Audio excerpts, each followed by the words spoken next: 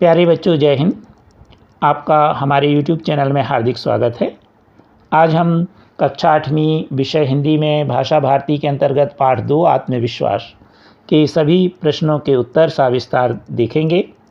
आप स्क्रीनशॉट लेके नोट्स बना लीजिए और अभी तक आपने हमारे चैनल को सब्सक्राइब नहीं किया तो कर लीजिए। यह पाठ निबंध विधा के अंतर्गत आता है। पाठ परिचय कुछ इस प्रकार से है। जीवन में सफलता प्राप्त करने का एक शक्तिशाली मंत्र है आत्मविश्वास। हमें अपने जीवन में पग पग पर कठिनाइयों का सामना करना पड़ता है। इस जीवन संग्राम में वही सफल होता है जिसे अपनी शक्ति और अपने प्रयासों पर विश्वास होता है। प्रस्तुत निबंध में निबंधकार ने इतिहास से अनेक उदाहरण देते हुए इसी सत्य को सिद्ध किया है। इसके लेखक हैं कन्हैया लाल मिश्र प्रभाकर जी। पाठ 2 आत्मविश्वास में प्रश्न उत्तर में पहला प्रश्न है, निम्नलिखित शब्दों के अर्थ शब्दकोश से खोज कर लिखिए। तो आपकी पुस्तक के पीछे शब्दकोश दिए हैं, उसमें से छांटकर आपको लिखना है। दुर्भाग्य का अर्थ है बुरा भाग्य। आत्महीनता अर्थात मन की हीन भावना। एकाग्रता अर्थात तल्लीनता। क्षमता अर्थात योग्यता या सामर्थ्य। विश्वविख्यात अर्थात संसार में प्रसिद्ध। तल्लीनता किसी काम के दत्तचित्त हो जाना, किसी काम को मन लगा के करना। अभंग यानी टूट या अखंड। सुगमता यानी आसानी। दुविधा यानी असमंजस्य। यथापूर्वक यानी पहले की तरह। अविचल यानी स्थिर या दृढ़। शुक्ति यानी अच्छा कथन या सुभाषित। अखंड यानी जिसके टुकड़े ना हो सके या अटूट या समग्र रूप से। और मर्शिया यानी शोक गीत। प्रश्न दूसरा, निम्नलिखित प्रश्नों के उत्तर संक्षेप में लिखिए। का प्रश्न, बाली को क्या वरदान प्राप्त था? बाली को ऐसा वरदान प्राप्त था कि जो भी उसके सामने आता था उसकी आधी ताकत उसमें आ जाती थी। इसी कारण बाली अपने सामने आए हुए व्यक्ति को आसानी से पछाड़ देता था। प्रश्न खा, राम बाली के सामने आकर क्यों नहीं लड़े? उत्तर, बाली को अपने शत्रु के आधे बल को खींच लेने का वरदान प्राप्त था, अतः राम उसके सामने आकर नहीं लड़े। यह वरदान बाली को शंकर भगवान ने दिया था और राम भगवान शंकर के वरदान का सम्मान करते थे। प्रश्न ग, कृष्ण ने महाभारत में सर्वोत्तम काम क्या किया? उत्तर, महाभारत में कृष्ण ने न्याय के साथ पांडव पक्ष का सहयोग करते हुए पांडवों को उनका अधिकार प्राप्त कराया, उनमें आत्मविश्वास पैदा किया। प्रश्न तीसरा, निम्नलिखित प्रश्नों के उत्तर विस्तार से लिखिए। प्रश्न का, सामने वाले की आधी ताकत अपने में खींच लेने की शक्ति हम सब में है, कैसे?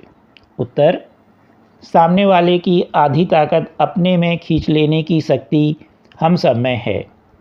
यह शक्ति आत्मविश्वास की है। यह शक्ति हम सबको प्राप्त है, परंतु हम सबको अपनी इस आत्मशक्ति की पहचान नहीं है और ना इसका उपयोग ही किया है। इस आत्मशक्ति का विकास विश्वास से होता है। हमें अपने लक्ष्य को प्राप्त करने के लिए अपनी सामर्थ्य में विश्वास पैदा करना होगा। हम अपने विरोधियों से सदा हार जाते हैं क्योंकि उनके सामने हमारे अंदर की कायरता और आत्महीनता ने स्थान बना लिया है, जिससे हम डरपोक हो गए हैं। आत्मविश्वास से भरे आत्मबल के द्वारा हम अपने विरोधियों की आधी शक्ति अपने में खींच सकते हैं। आप अपनी कक्षा से संबंधित सभी वीडियो देखने के लिए वीडियो के नीचे यहाँ पर सब्सक्राइब कर दीजिए और हमारे चैनल गणित SKD में आप टच कर दीजिए। जैसे ही आप टच करेंगे तो हमारा चैनल इस तरह खुल जाएगा। अब यहाँ पर आप प्लेलिस्ट में आपको दिख रहा है, यहाँ पर आप टच कर दीजिए। तो अब आपके सामने प्ले लिस्ट आ जाएगी। मान लीजिए आपको 8वीं गणित के वीडियो देखना है, तो यहाँ पर आप टच कर दीजिए और इस तरह आपके 8वीं गणित के वीडियो आ जाएंगे। अब हमें अध्याय 2 में प्रश्नावली 2.1 का वीडियो देखना है, तो इसमें हम टच कर देंगे और यह वीडियो कुछ इस तरह से खुल जाएगा। यदि कोई प्रश्न खा, लेखक ने हेलन केलर का उदाहरण देकर हमें क्या समझाना चाहा है? उत्तर: हेलन केलर एक प्रसिद्ध और उच्च कोटि की विचारक थीं। उन्होंने अपनी एक सूक्ति में कहा था कि हमें जब सफलता प्राप्त होती है तो उससे हमें सुख मिलता है, परंतु लक्ष्य प्राप्ति में विफल होना निश्चय ही सुख के द्वार के बंद होने के समान है। हम उस सफलता के न मिलने पर निराश और हतोत्साहित हो उठते हैं, परंतु उस निराशा की दशा में हम उत्साह से रहित हो जाते हैं। आत्मशक्ति और लक्ष्य प्राप्ति की सामर्थ्य से अपने विश्वास को खो बैठते हैं, जबकि होना यह चाहिए कि उद्देश्य प्राप्ति हेतु अपने अंदर की शक्ति को विकसित करना चाहिए और उसके प्रति मजबूत श्रद्धा और विश्वास रखना चाहिए। एक बार विफल होने पर हतोत्साहित नहीं होना चाहिए। सफलता पाने तक अपने प्रयास जारी रखने चाहिए। प्रश्न गा, आत्मविश्वास के बूते पर जीवन में सब कुछ करना संभव है। किसी एक महापुरुष का उदाहरण देते हुए उक्त कथन को स्पष्ट कीजिए। उत्तर: आत्मविश्वास की ताकत कठिनाई पर विजय प्राप्त करने की सामर्थ्य देती है। आत्मबल के विकास से हम सफलता के मार्ग पर आगे बढ़ते जाते हैं। अपने आत्मबल के द्वारा मनुष्य अवश्य ही भाग्यवान बन जाता है। अतः भाग्यवान वही है जो उचित दिशा में अपने कर्तव्यों का पालन करता है और अपने लक्ष्य की साधना में अपनी सामर्थ्य और क्षमता में पूरा विश्वास रखता है। मन में सदा अच्छे शुभ विचारों को स्थान देता है। हमें सफलता और सौभाग्य दोनों ही प्राप्त होंगे। जैसे नेताजी सुभाष चंद्र बोस का उदाहरण है, जिन्होंने अपने जीवन में सिर्फ चुनौतियों को ही चुना और सफलताओं के शिखर पर पहुंचते रहे। उनमें अटूट विश्वास था। इसके बल पर उन्होंने अपने विरोधियों की प्रत्येक कुचाल और कुचक्र को नष्ट किया। प्रश्न चौथा, नीचे लिखे गद्यांशों की प्रसंग देते हुए व्याख्या कीजिए। का, जो लोग हमेशा उतार की ही बातें सोचते हैं वे उन लोगों की तरह हैं जो कूड़ा घरों के पास कुर्सी बिछाकर बैठ जाते हैं और शहर की गंदगी को गाली देते हैं। संदर्भ है प्रस्तुत गद्यांश हमारी पाठ्यपुस्तक कक्षा 8वीं हिंदी भाषा भारती के पाठ आत्मविश्वास से लिया गया है। इसके लेखक कन्हैया लाल मिश्र प्रभाकर जी हैं। व्याख्या: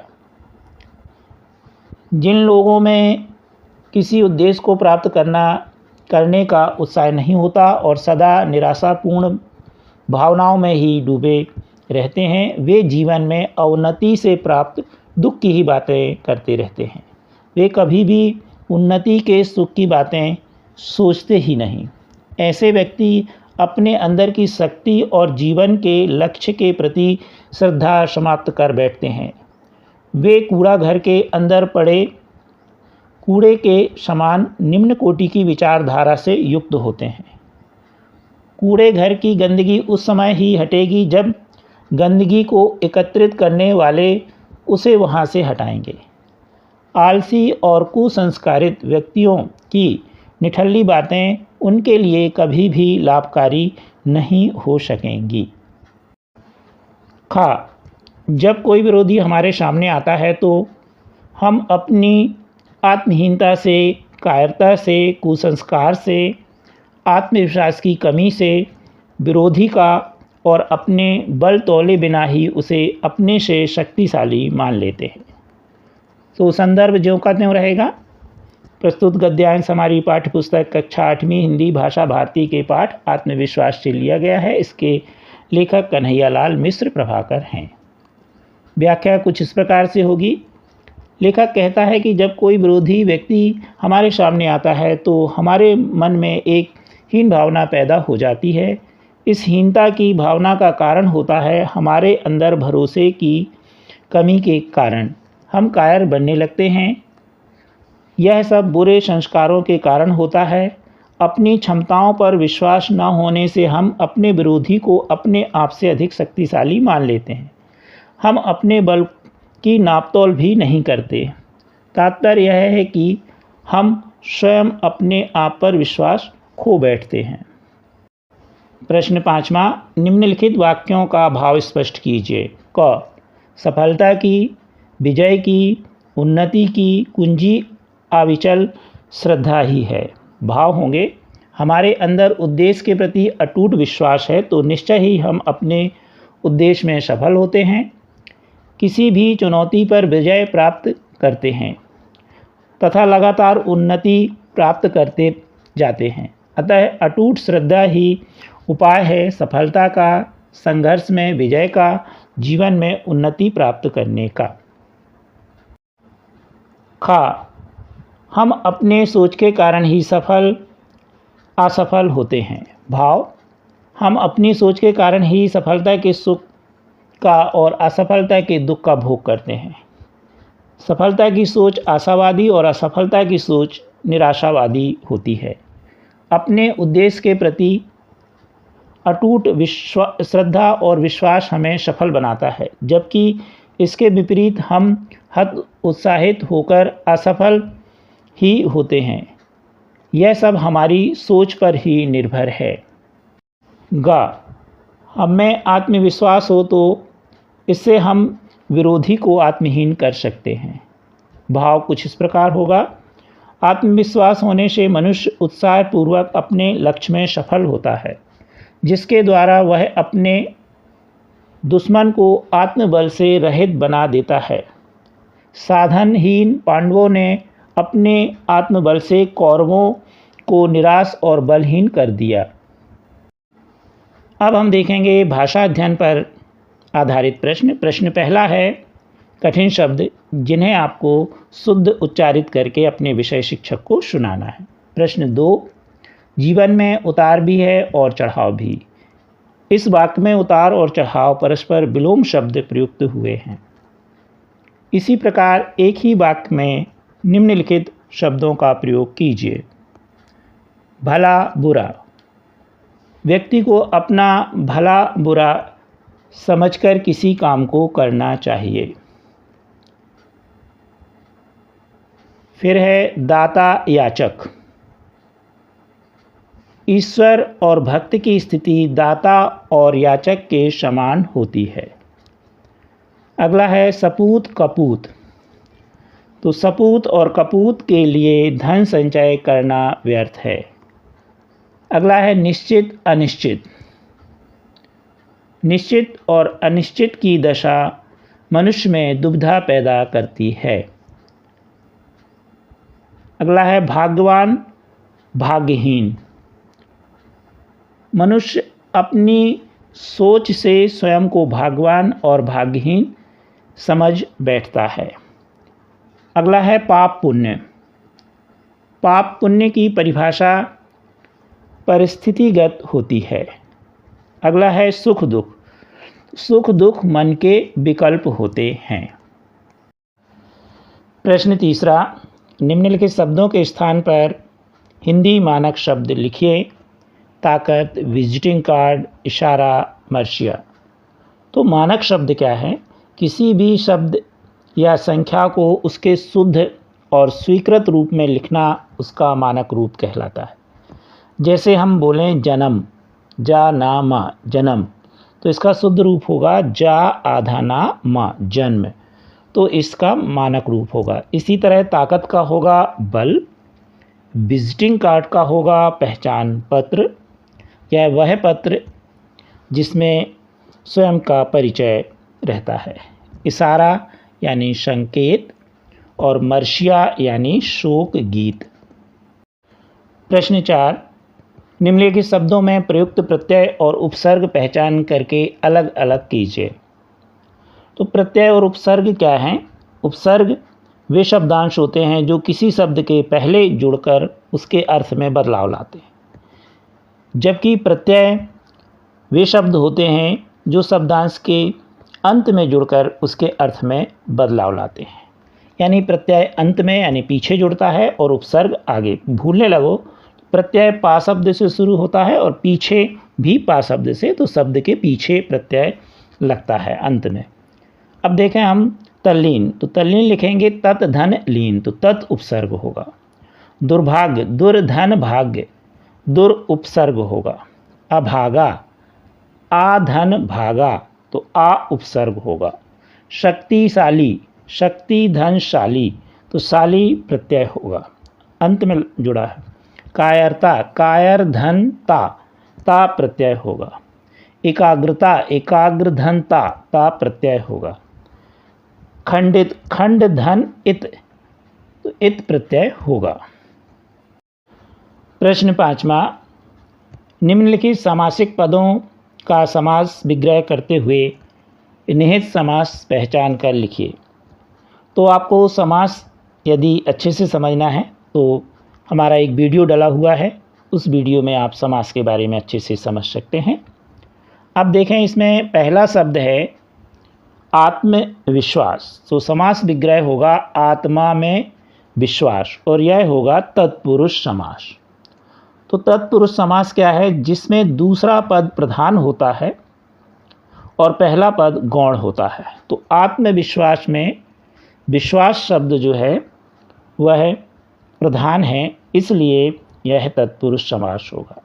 और उदाहरण देख लें हम तत्पुरुष समास के। कूड़ा घर, कूड़े का घर, तो घर जो है ये इसमें प्रधान है, इसलिए ये भी तत्पुरुष समास। इसी तरह शक्तिहीन, शक्ति से हीन, तो होगा तत्पुरुष समास। हीन जो है वो जो है प्रधान पद है यहाँ। अगला देखें विश्वविख्यात, विश्व में विख्यात, तो विख्यात जो है वह प्रधान पद है, अंतिम पद, इसलिए यह भी तत्पुरुष समास होगा। खंदक खाइयाँ, खंदक और खाइयाँ, यह द्वंद्व समास का उदाहरण है। द्वंद्व समास में दोनों पद प्रधान होते हैं और विग्रह करने पर और या शब्द का प्रयोग होता है। जैसे हम देखें राजा रानी, तो राजा और रानी, तो यहाँ पर खंदक खाइयाँ यानी खंदक और खाइयाँ, इसलिए इसमें द्वंद्व समास है। यथा पूर्व, पूर्व की तरह, यह है अवयवी भाव समास। अवयवी भाव समास क्या है? जिसमें पहला पद अवयव होता है और पूरा शब्द अवयव के रूप में कार्य करता है। तो यहाँ पर हम देखें जैसे एक उदाहरण यथाशक्ति, तो इसी तरह यहाँ पर है यथा पूर्व, पूर्व की तरह, तो यहाँ पर जो पूरा शब्द है वह अवयव के रूप में है, इसलिए यह अवयवी भाव समास का उदाहरण है। प्रश्न 6वां, नीचे लिखे गद्यांश को पढ़कर प्रश्नों के उत्तर लिखिए। कांच के एक विशाल महल में एक भटका हुआ कुत्ता घुस गया। इस महल में वह जिधर भी देखता उधर ही उसे कुत्ते दिखाई देते थे। उसने उन कुत्तों को देखकर सोचा कि ये सभी कुत्ते उस पर टूट पड़ेंगे और उसे मार डालेंगे। अपनी शान दिखाने के लिए जब उसने भौंकना शुरू किया, तब उसे चारों ओर कुत्ते भौंकते सुनाई दिए। उसका दिल धड़कने लगा और बुरी तरह घबरा गया। वह उन कुत्तों पर झपटा। तब उसने देखा कि वे कुत्ते भी उस पर झपट रहे हैं। वह ज़ोर ज़ोर से भौंका, कूदा, किंतु शीघ्र ही बेहोश होकर गिर पड़ा। अब हम इस गद्यांश पर आधारित प्रश्न देखेंगे। पहला प्रश्न है उपर्युक्त गद्यांश का शीर्षक लिखिए। तो गद्यांश का शीर्षक ज़्यादातर गद्यांश की पहली 2 लाइन या अंतिम 2 लाइनों में हमें मिल जाता है। तो इसका उत्तर होगा कांच का महल या मूर्ख कुत्ता। इसी का दूसरा प्रश्न है इस गद्यांश में प्रयुक्त मुहावरे छांटिए और अपने वाक्यों में प्रयोग कीजिए। तो मुहावरे कुछ इस प्रकार से होंगे: भटका हुआ, टूट पड़ना, शान दिखाना, दिल धड़कना, घबरा जाना और झपट पड़ना। अब इनके हम वाक्य प्रयोग देखें। पहला, मार्ग से भटका हुआ व्यक्ति देर से अपने स्थान पर पहुंचता है। दूसरा, राणा की सेना अपने शत्रुओं पर टूट पड़ी। तीसरा, अपनी झूठी शान दिखाना महंगा पड़ता है। चौथा, परीक्षा के दिनों में मेरा दिल धड़कने लगता है। पाँचवा, अचानक आए समुद्री तूफान से नाविक घबरा गए। अगला, भूखे भेड़िए की तरह सैनिक अपने शत्रुओं पर झपट पड़े। ग नंबर का प्रश्न है, महल में कुत्ते को अपने चारों ओर कुत्ते क्यों दिखाई दे रहे थे?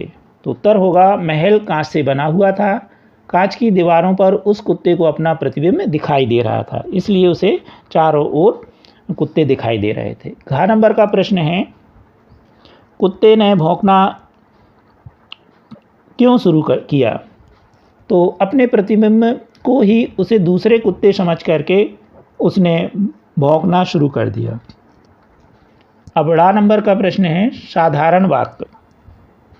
उपयुक्त गद्यांश में साधारण वाक्य, मिश्रित वाक्य और संयुक्त वाक्य छांटकर लिखना है। तो साधारण वाक्य होगा, कांच के एक विशाल महल में एक भटका हुआ कुत्ता घुस गया।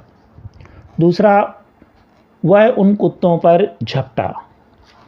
मिश्रित वाक्य होंगे, पहला, इस महल में वह जिधर भी देखता उधर ही उसे कुत्ते दिखाई देते। दूसरा, अपनी शान दिखाने के लिए जब उसने भौंकना शुरू किया तब उसे चारों ओर कुत्ते भौंकते सुनाई दिए। तीसरा, तब उसने देखा कि वे कुत्ते भी उस पर झपट रहे हैं। तो ये थे मिश्रित वाक्य और साधारण वाक्य। अब देखेंगे हम संयुक्त वाक्य। पहला, उसका दिल धड़कने लगा और वह बुरी तरह घबरा गया। दूसरा, वह जोर जोर से भौंका, कूदा, किंतु शीघ्र ही बेहोश होकर गिर पड़ा।